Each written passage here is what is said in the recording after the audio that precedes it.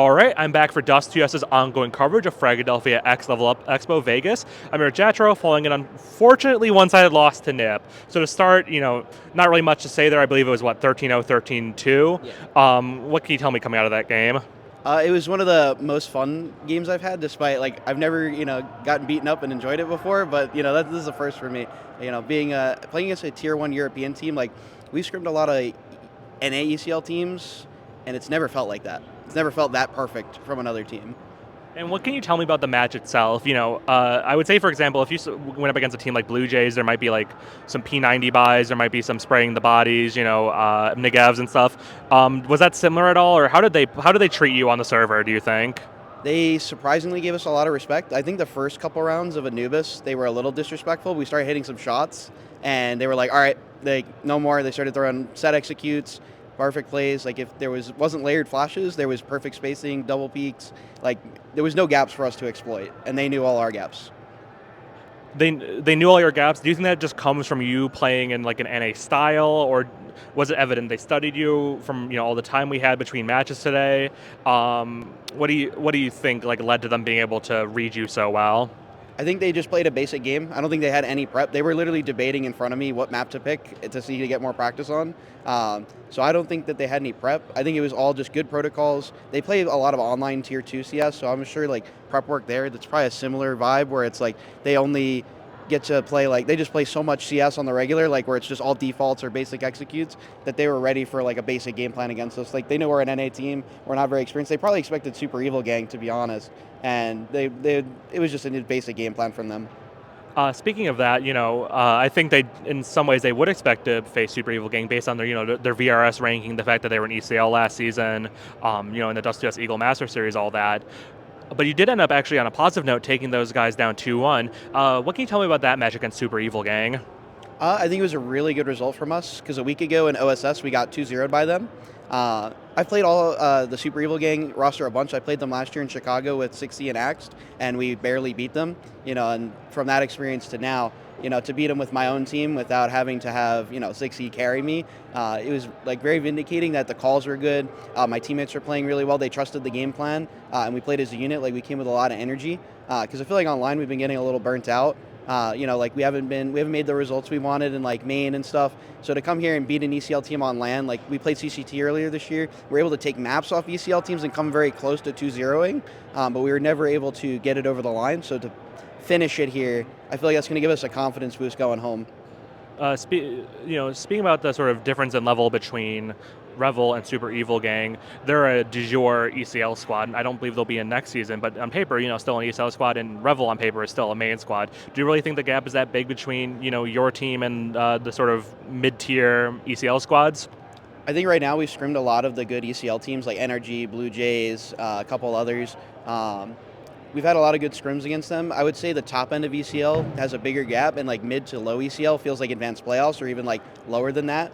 It feels like NA's gotten a little weaker in that sense in the ECL level, because I feel like there's advanced teams that are better than most of these ECL teams, and we practice against them a lot.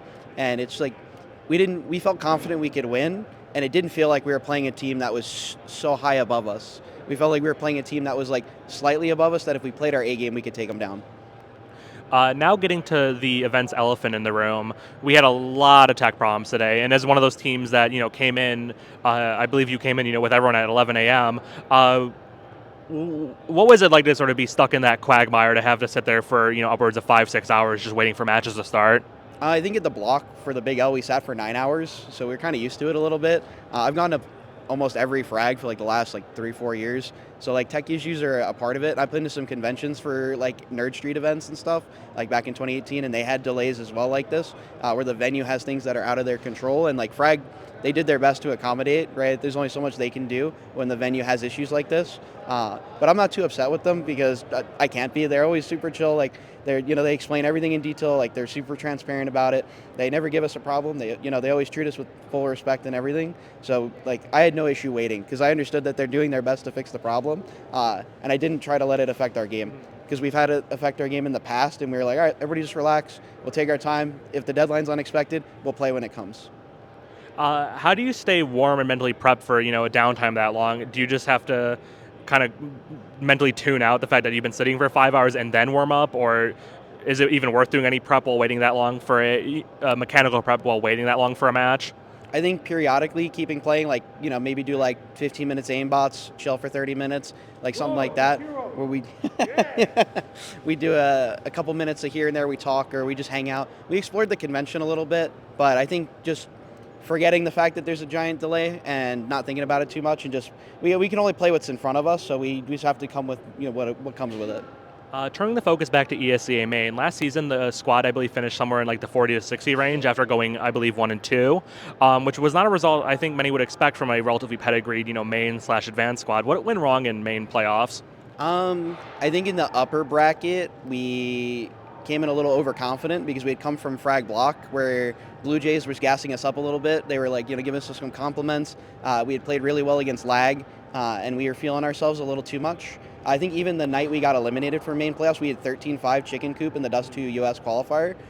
So we were feeling ourselves a little too much to where we were like, oh, we're so good against these ECL teams. And then we forget that, the main teams are a little more random and, we're not always going to be perfect and we're not as well-rounded as we should be. And that's what we learned. And we learned to take things one game at a time because I think we were skipping too far ahead. We were like, we have to make advance because we have people who've played a lot of advance. We have Mnmzzz who's been salaried for teams.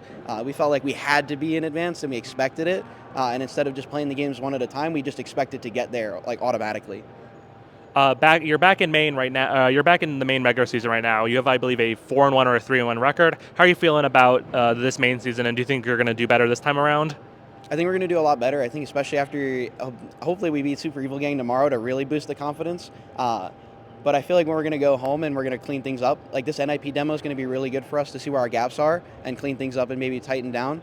We feel really confident about this season, like with the mistakes we made previously, that we can make advance pretty easily, and that when we get to advance, we can start competing for real. With that, tomorrow, you'll likely be facing off against Super Evil Gang once again for a spot in the playoffs. How are you feeling about that match coming up? I'm feeling very confident. I believe they might be making roster changes after this event, so that can be either a buff for them or it can be a detriment because they can either get in that mental role really quickly that they're losing the main players and that it's over after this anyway, and that they just don't care, or that's going to give them a buff where they just don't care and they play really well and they run us down. They maybe out aim us if we have like a bad start. I think it helped that we had a really good start today. If we have a bad start tomorrow, they may snowball because they have that mentality of like it doesn't matter what we do here.